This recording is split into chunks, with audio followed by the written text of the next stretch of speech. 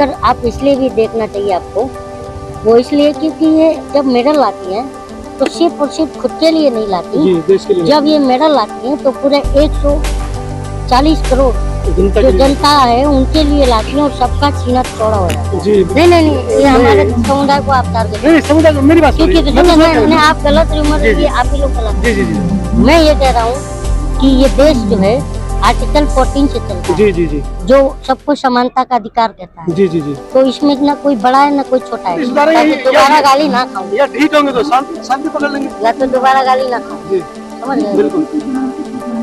तो हमने लिखा था कि सत्ता सच सुनने की आदत बेचो, जी हया को शर्म को आखिर सियासत जी जी जी बेचो, और निकम्मेपन की बेशर्मी की फिर आंखों में चढ़ जाए तो औलादे पुत्रों की विरासत बेच देते। जानते हैं महाराष्ट्र से दिल्ली आने का उनका क्या सबब है और पहलवानों की इस दुर्दशा को देखकर उनका क्या कहना है? स्वागत है आपका। धन्यवाद आपका। क्या कहना चाहेंगे? मैं क्या कहना चाहेंगे, 24 दिन हो गए बैठे हुए। इस बात का तो अफसोस इस देश के सबको है ना सर, जी क्योंकि अगर आज ये बेटियां हैं, जी इस देश का हर एक पिता, मैं भी पिता हूँ, जी बेटी है मेरी, इस देश का हर पिता चाहता है कि मेरी बेटी आगे जाए। जी और हम ये भी मानते हैं कि बेटियां दुश्मनों की भी हों तो बेटी उनके हो। लिए अच्छे भविष्य की कामना जी, किया जी, जाना जी। चाहिए, ये हमारे देश की एक संस्कृति भी रही है। संस्कृति भी रही है। तो इसलिए और आज सवाल भी यही है कि ये जो इंटरनेशनल खिलाड़ी हैं जी और ये इनको पूरा देश जानता है, खुद प्रधानमंत्री बुला करके अपने, तो प्रधानमंत्री को यही सवाल है मेरा कि अगर इस देश की एक इंटरनेशनल खिलाड़ी कह रही है जी कि मेरे साथ यौन शोषण हो गया, ठीक है, साथ खिलाड़ी ने आरोप लगाया, हाँ, एक नहीं कि साथ में। वो कह रही हैं, मैं जी, ये कह रही हैं। मैंने नंबर ऑफ काउंट जी किए जी कि अगर खिलाड़ी कह रही हैं कि मेरे साथ यौन शोषण हुआ तो ये तो बहुत बड़ा विषय हो गया ना जी सर, बिल्कुल। क्योंकि ये देश का विषय हो गया। क्योंकि देश का विषय से जोड़कर आप इसलिए भी देखना चाहिए आपको, वो इसलिए क्योंकि ये जब मेडल लाती हैं तो सिर्फ और सिर्फ खुद के लिए नहीं लाती, जी देश के लिए। जब ये मेडल लाती हैं तो पूरे 140 करोड़ जनता जो के लिए। जनता है उनके लिए लाती हैं और सबका सीना चौड़ा हो जाता है। जी बिल्कुल बिल्कुल। ठीक है ना, तो कहने का मतलब ही मेरा यही है। तो फिर जब इस तरह के खिलाड़ी के साथ इस तरह का अगर सरकार में इंसाफ और न्याय की का ये हालत है तो फिर हम जनता को आना चाहिए और ये भी सोचना चाहिए कि आज इनके साथ ये हालत है तो इस देश का आम नागरिक के साथ होगा तो क्या है। अच्छा सवाल ये उठ रहे हैं कि जब यौन शोषण चल रहा था, हो रहा था, तब महिलाओं ने आवाजें नहीं उठाई। अब ऐसा क्या हुआ है जो आवाज उठाने पर मजबूर इतना हुई? बुरा कौन कह रहा है ये बात, ये आवाजें उठ रही हैं, कौन उठा रहा है, खूब उठ रही है सोशल मीडिया पर। कौन उठा रहा है, वही मैं पूछ रहा हूँ किस टाइप के लोग हैं। अब जो भी हो सवाल तो उठेंगे। अरे सर मैं यही पूछ रहा हूँ, आप भी मीडिया है, नहीं, मीडिया कोई भी हो सवाल उठ आप रहे हैं। सवाल जो उठा रहा है जी, जी, आप उसको बताइए। आप मतलब क्या सवाल किया आपने? सवाल ये किया कि जब शोषण हो रहा था तो ये तब आवाजें नहीं उठती, तो नहीं, आप उसको कहा थे नहीं, मतलब तब इन्होंने आवाज नहीं उठाई। तब चुपचाप सहन तो करती आपने नहीं। उनको बताना था ना मीटू क्या था। जी मीटू में कितने साल पुराने लोगों बिल्कुल, आरोप बड़े लगाए बड़े हीरो हीरोइन और उनके ऊपर कार्रवाई भी तो हुई थी। जी तो फिर यार ये तो आप इसको मीटू से जोड़ते हो?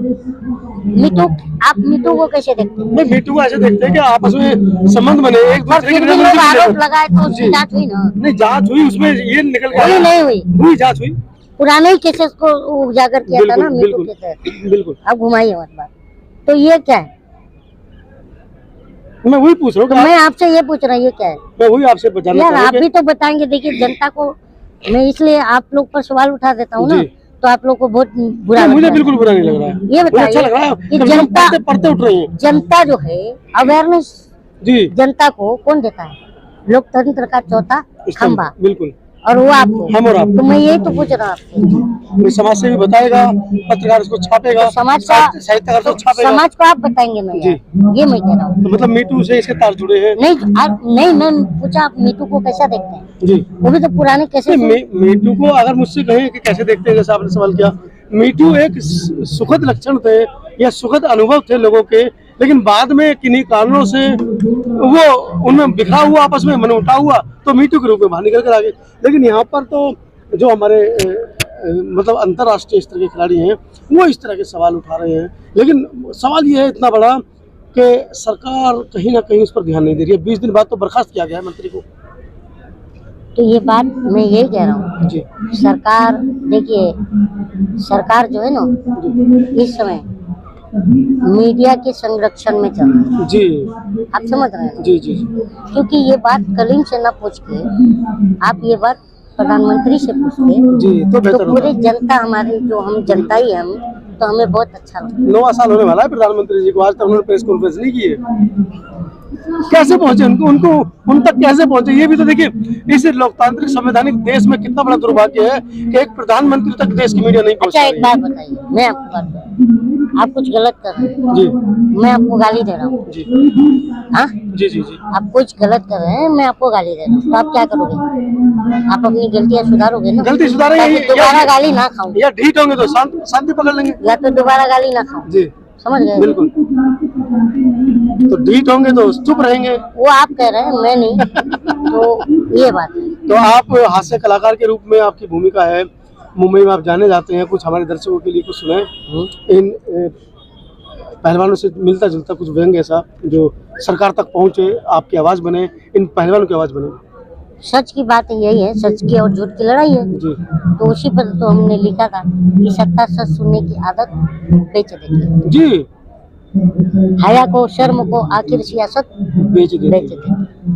और निकम्मेपन की, बेशर्मी की फिर आंखों में चढ़ जाए तो औलादे पुरखों की विरासत बेच देती है। औलादे पुरखों की विरासत बेच देती है। बहुत जबरदस्त शेर है, समझने वाले समझ गए, ना समझे वो अनाड़ी है।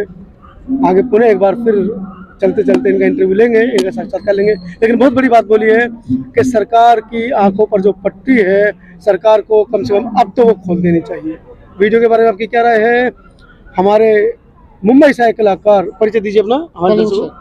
कलीम शेख, इनकी जो स्पष्टवादिता है, जो इन्होंने स्पष्ट खुलकर एक अल्पसंख्यक समुदाय से आने के बावजूद, नहीं, ये हमारे समुदाय को आप टारगेट, नहीं समुदाय, मेरी बात क्योंकि सुनिए। मैंने आप गलत रूमर, जी, जी। ये आप ही लोग फैलाते जी जी जी हैं। मैं ये कह रहा हूँ कि ये देश जो है आर्टिकल 14 से चलता है, जी जी जी जो सबको समानता का अधिकार कहता है। जी जी जी तो इसमें ना कोई बड़ा है ना कोई छोटा है। हिंदू ऐसे मुस्लिम समय- सिख ईसाई, ऐसे समय हम में- सुनिए तो, हिंदू जी। मुस्लिम सिख ईसाई आपस में हम भाई भाई, बिल्कुल, बिल्कुल, ये बिल्कुल। बचपन से पढ़ते आ रहे हैं, वही तो आर्टिकल 14 है।